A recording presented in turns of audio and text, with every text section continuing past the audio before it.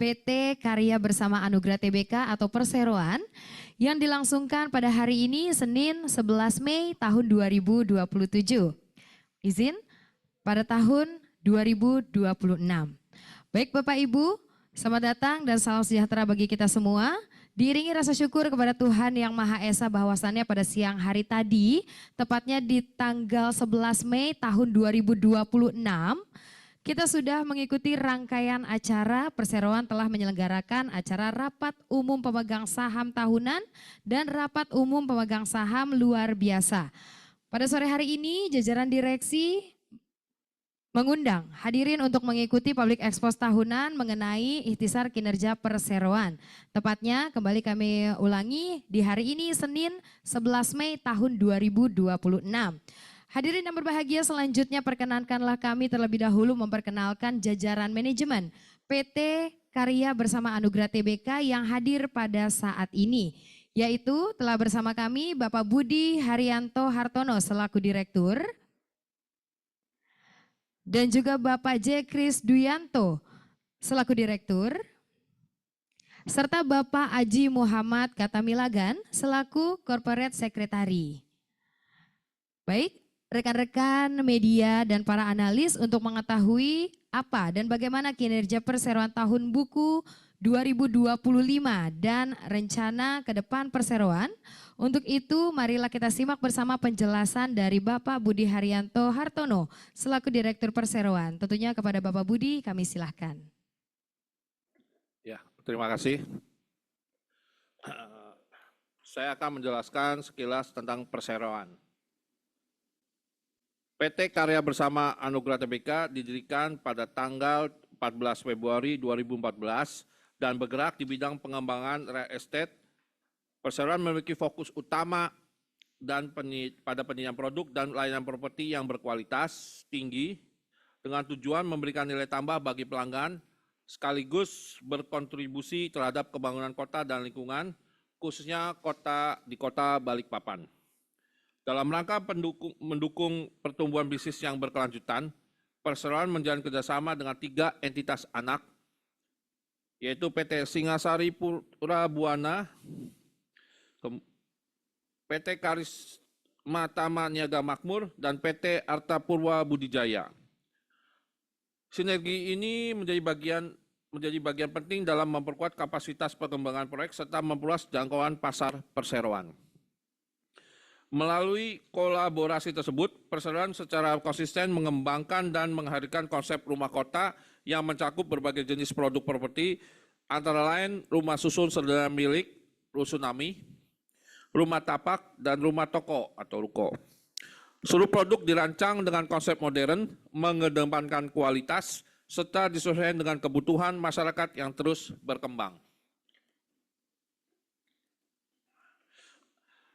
Kegiatan usaha dari PT Karya Bersama Anugerah TBK. Perseroan telah menyelesaikan pembangunan 11 blok yang terdiri dari 864 unit rumah susun sederhana milik atau rusunami dengan progres pembangunan secara keseluruhan telah mencapai 100%. Rumah kota Green Valley tahap pertama sudah kami selesaikan semua 11 blok. Nah, inilah gambar dari rumah kota Green Valley 1, blok A, blok B, blok C, blok D, dan blok E. Next. Blok F, blok G, blok H, blok I, blok J, dan blok K. Next. Serta selain itu, Perseroan juga telah menyelesaikan pembangunan 20 unit rumah tapak atau landed house dengan progres pembangunan mencapai 100%. Next. Selanjutnya, Perseroan ada memulai proyek rumah kota Green Valley 2. Pada akhir tahun 2025, Perseroan telah menyelesaikan pembangunan Blok M yang mencakup 60 unit rumah susun sederhana milik atau rusunami dan 20 unit kios. Memasuki tahun 2026, Perseroan kembali memulai pekerjaan konstruksi untuk pembangunan Blok N yang terdiri dari atas 80 unit rusunawi dan 12 unit kios. Proyek ini dijadwalkan berlangsung sejak awal hingga akhir tahun 2026 sebagai wujud komitmen perusahaan dalam mempercepat penyediaan hunian layak sekaligus fasilitas komersil yang terintegrasi. Next. Nah, ini adalah foto daripada Blok M di Rumah Kota Green Valley 2. Dan ini adalah gambar progres proyek Blok N kami di Green Valley 2. Selain itu, perusahaan juga ada next project di hunian Green Hill.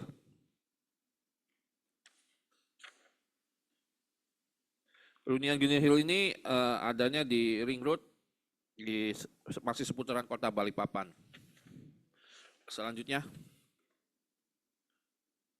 kinerja operasional.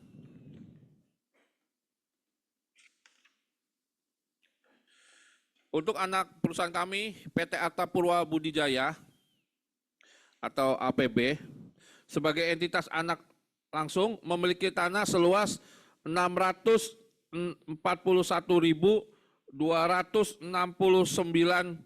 meter persegi yang terletak di Desa Singasari, Kecamatan Jonggol, Kabupaten Bogor, Jawa Barat.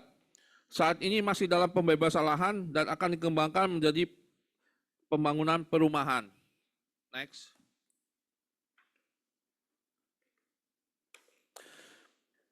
PT Singasari Pura Buana atau SPB. Sebagai entitas anak langsung memiliki tanah seluas 1.083.358 meter persegi yang terletak di Desa Singasari, Kecamatan Jonggol, Kabupaten Daerah Tingkat 2 Bogor, Jawa Barat. Saat ini masih dalam pembebasan lahan dan akan dikembangkan menjadi pembangunan perumahan. Next.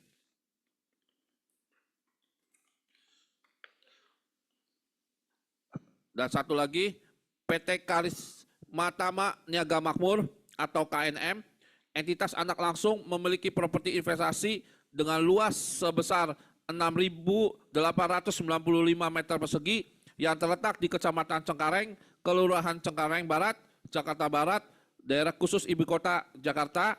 Saat ini belum beroperasi dan rencananya akan dibangun apartemen dan fasilitasnya. Next.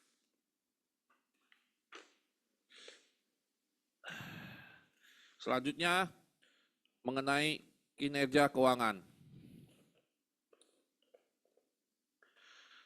Tahun 2025 merupakan periode konsolidasi dan penguatan fundamental bagi perseroan di tengah dinamika industri, properti, serta kondisi ekonomi yang berfluktuasi.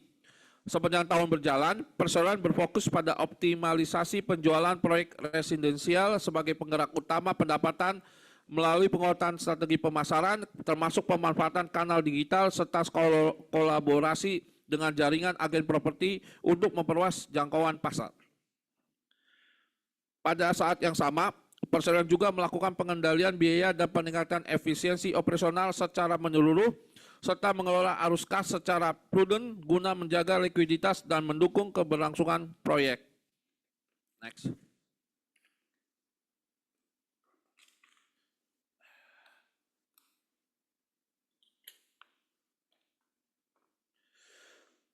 Pada tahun 2025, jumlah aset tercatat 401,19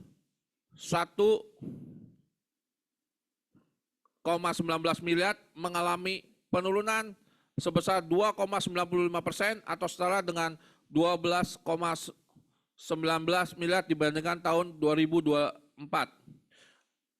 yang mencapai 413,38 miliar. Perubahan tersebut terutama dipengaruhi oleh penurunan jumlah aset Lansar sebesar 6,35%.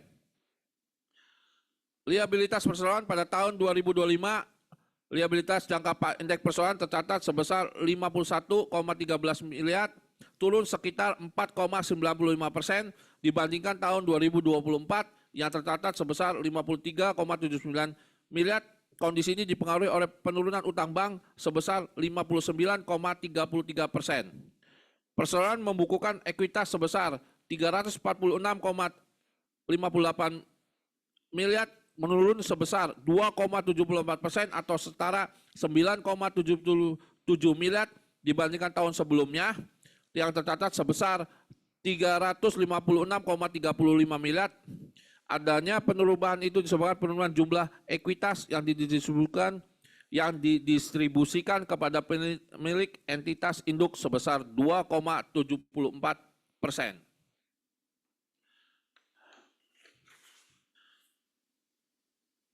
Perseroan membukukan pendapatan sebesar 21,28 miliar di tahun 2025, meningkat sebesar 44,64% atau setara 6,57 miliar dibandingkan tahun sebelumnya yang mencapai 14,71 miliar. Perubahan ini disebabkan oleh peningkatan pendapatan rusunami sebesar 65,28% dengan pendapatan pengelolaan lingkungan sebesar 160,37%.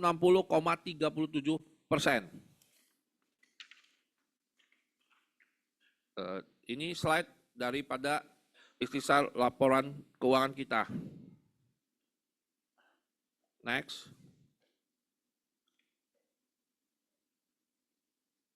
Ini laba rugi, ini alus kas, ini rasio-rasio keuangan, ini ikhtisar daripada ikhtisar keuangan kami. Oke. Untuk selanjutnya, untuk performa penjualan, kami persilakan Pak Kris Dwi untuk menyampaikannya. Terima kasih. Baik, terima kasih Pak Budi. Selanjutnya kami akan menyampaikan mengenai rekapitulasi penjualan. Sepanjang tahun 2025, perusahaan sudah membukukan penjualan rusunami sebanyak 46 unit dan penjualan kios sebanyak 9 unit. Next. Nah, apa yang menjadi kendala di perseroan? Di tengah pertumbuhan ekonomi Indonesia yang relatif terjaga, tahun 2025 menjadi periode bagi perseroan untuk terus memperkuat fondasi usaha. Dinamika ekonomi global termasuk perubahan arus investasi, tekanan inflasi, serta pergerakan suku bunga tetap menjadi faktor yang perlu dicermati oleh dunia usaha. Dalam menghadapi kondisi tersebut, perseroan berupaya menjaga pengelolaan risiko secara disiplin, serta menyesuaikan strategi bisnis dengan perkembangan pasar. Berikutnya adalah strategi perseroan. Next. Selama tahun 2025, perseroan terus fokus kepada pengembangan proyek-proyek seperti Green Valley 1, Green Valley 2, dan Green Hill at Sepinggan. Meskipun ekonomi Indonesia terus menunjukkan pertumbuhan positif, ketidakpastian ekonomi global tetap menjadi perhatian kami. Untuk itu, kami mengoptimalkan proyek-proyek yang sedang berjalan agar bisa selesai tepat waktu dan siap untuk dipasarkan. Selain itu juga, direksi berencana untuk memperluas wilayah operasional di Jakarta Barat dan Jonggol, Desa Singasari yang berkembang pesat. Next, untuk itu maka kami menyiapkan strategi perseroan berupa strategi bisnis yang diterapkan oleh perseroan mencakup beberapa langkah penting untuk mempertahankan daya saing dan mendorong pertumbuhan bisnis. Langkah-langkah tersebut diantaranya adalah perseroan melakukan upaya pemasaran aktif dengan memasang iklan baik di media cetak maupun di media sosial. Perseroan terus mengikuti pameran perumahan, yang mana perseroan sudah mengikuti pameran perumahan yang sudah mulai dibuka pasca pandemi COVID-19. Kemudian perseroan menetapkan strategi yang adaptif terhadap perkembangan teknologi dengan menggunakan artificial intelligence atau AI dalam mendukung efisiensi operasional dan kegiatan promosi. Selanjutnya, perseroan memilih bahan baku yang berkualitas untuk menjaga kualitas produk yang dihasilkan. Perseroan itu melakukan pemilihan bahan baku dengan hati-hati. Selanjutnya Perseroan terus fokus pada pengembangan proyek-proyek seperti Green Valley 2 dan Green Hill at Sepinggan. Selanjutnya membuat desain yang menarik. Perseroan berusaha mengembangkan desain yang menarik karena target pasar saat ini kebanyakan adalah kalangan menengah yang merupakan kaum milenial. Berikutnya, Perseroan secara berkelanjutan melakukan improvement dalam proses produksi guna menjawab kebutuhan dan preferensi pasar yang terus berkembang, termasuk melalui penerapan inovasi teknologi pada produk-produk yang dihasilkan. Selanjutnya, selain daripada itu juga Perseroan melakukan berbagai aktivitas dan tanggung jawab sosial. Next, ini adalah foto-foto, sebagian dari foto-foto terkait dengan Hari Raya Idul Adha.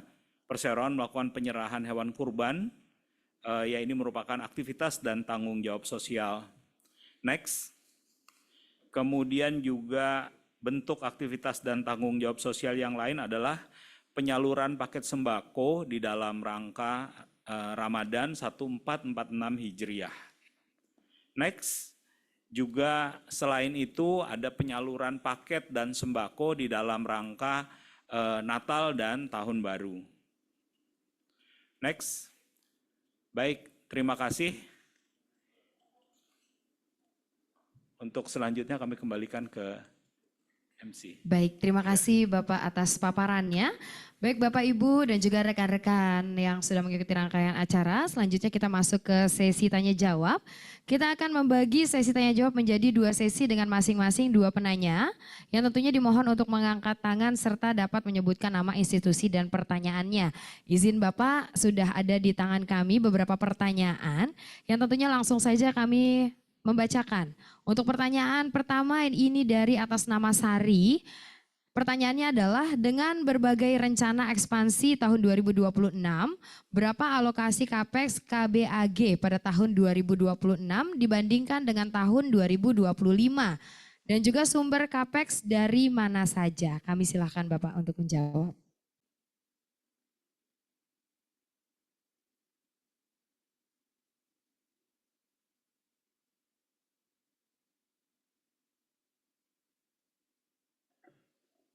Oke, terima kasih. Saya mencoba menjawabnya ya. Jadi pertanyaannya, kalau tadi mengenai rencana ekspansi 2026, khususnya alokasi CAPEX serta sumber CAPEX dari mana, begitu ya Bu ya? Ya, betul Bapak. Untuk tahun 2026, Perseroan mengalokasikan CAPEX yang lebih besar dibandingkan tahun 2025. Hal ini seiring dengan rencana ekspansi Perseroan dalam pengembangan proyek yang sedang berjalan dan sumber CAPEX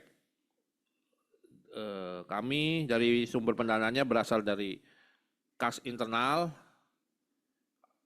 arus kas operasional, hasil penjualan proyek, serta opsi pendanaan eksternal yang tepat sambil memperhatikan kondisi keuangan perusahaan secara prudent. Kurang lebih itu yang bisa kami sampaikan untuk saat ini ya. Terima kasih. Baik, terima kasih Bapak. Untuk pertanyaan berikutnya dari atas nama Adi. Pertanyaannya adalah bagaimana strategi Perseroan dalam meningkatkan penjualan di tengah persaingan industri properti yang cukup ketat. Silakan Bapak.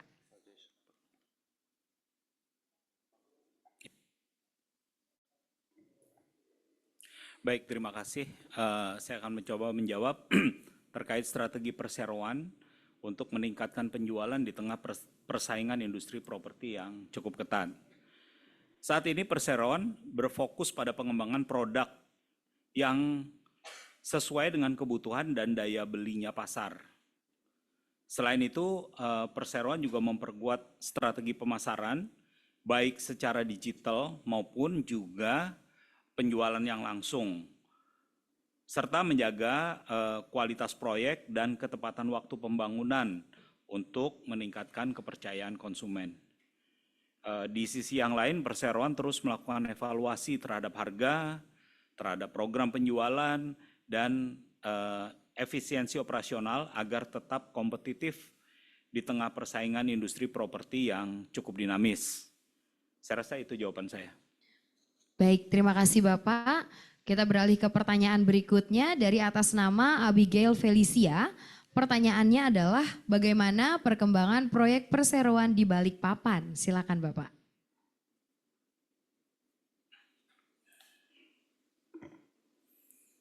Baik, bagaimana perkembangan proyek perseroan di Balikpapan? Oke.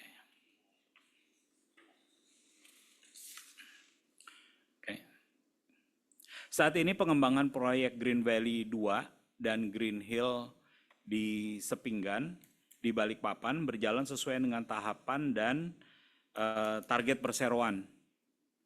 Manajemen terus melakukan optimalisasi pengembangan dan pemasaran guna mendukung peningkatan kinerja perseroan.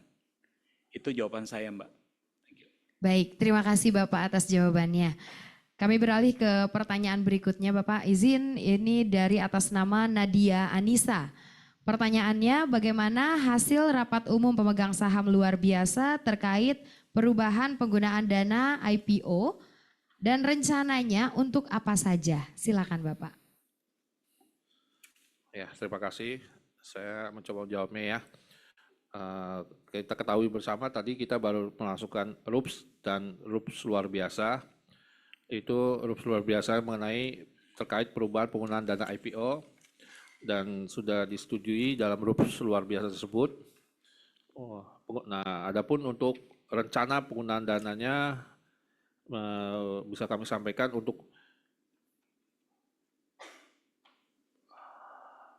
rencana dari penggunaan dana IPO yang direncanakan tersebut akan digunakan untuk menyesuaikan kebutuhan pengembangan usaha perseroan saat ini. Alokasi dana akan lebih difokuskan untuk kebutuhan operasional dan atau mode kerja perusahaan untuk menunjang supaya perusahaan lebih bisa mencapai apa yang ditargetkan untuk tahun 2026 ini. Terima kasih, itu jawaban dari saya. Baik, terima kasih Bapak. Izin untuk pertanyaan terakhir dari atas nama Raini Firly. Pertanyaannya adalah kapan perseroan menargetkan dapat mencatatkan laba secara keberlanjutan? Silakan Bapak.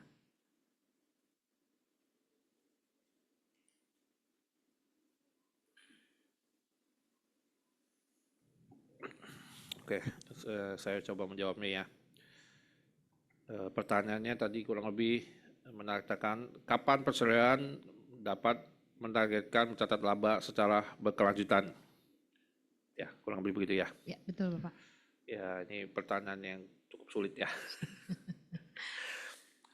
Perusahaan pada dasarnya terus mengucapkan untuk mengupayakan peningkatan kinerja melalui pertumbuhan penjualan, percepatan pengembangan proyek, serta efisiensi operasional manajemen. Nah, manajemen optimis dengan perbaikan dengan sering prepaid income atau advance yang didapat dibukukan sebagai pendapatan, kinerja perseroan akan semakin membaik setelah bertahap dan berkelanjutan, dan sehingga bisa mencatatkan laba setelah berkelanjutan. Jadi kami berupaya semaksimal mungkin untuk segera mempercepat proyek-proyek kami, sehingga jika pembangunannya bisa cepat, bisa take over-nya cepat, sehingga kami bisa mencatat pendapatan segera. Jadi sehingga pendapatan perusahaan mencatatkan laba secara berkelanjutan. Itu yang kami harapkan dan kami sedang perjuangkan sampai saat ini. Terima kasih. Baik, terima kasih Bapak sudah menjawab seluruh pertanyaan yang kami bacakan. Baik, Bapak Ibu yang kami hormati, mengingat keterbatasan waktu, izin kami akan menutup sesi tanya jawab kali ini. Dan tentunya kami ucapkan terima kasih atas semua pertanyaan yang telah diberikan. Tentunya kami ucapkan mohon maaf yang sebesar-besarnya apabila terdapat pertanyaan-pertanyaan yang belum kami jawab. Yang tentunya untuk sesi tanya jawab kami tutup. Dengan berakhirnya sesi tanya jawab ini, selesai sudah untuk acara Public Expose dari PT Karya Bersama Anugerah TBK tahun 2026. Kami ucapkan terima kasih untuk seluruh jajaran direksi, untuk seluruh tamu yang sudah mengikuti rangkaian acara. Sampai jumpa pada Public Expose berikutnya. Selamat sore dan sampai jumpa. Terima kasih.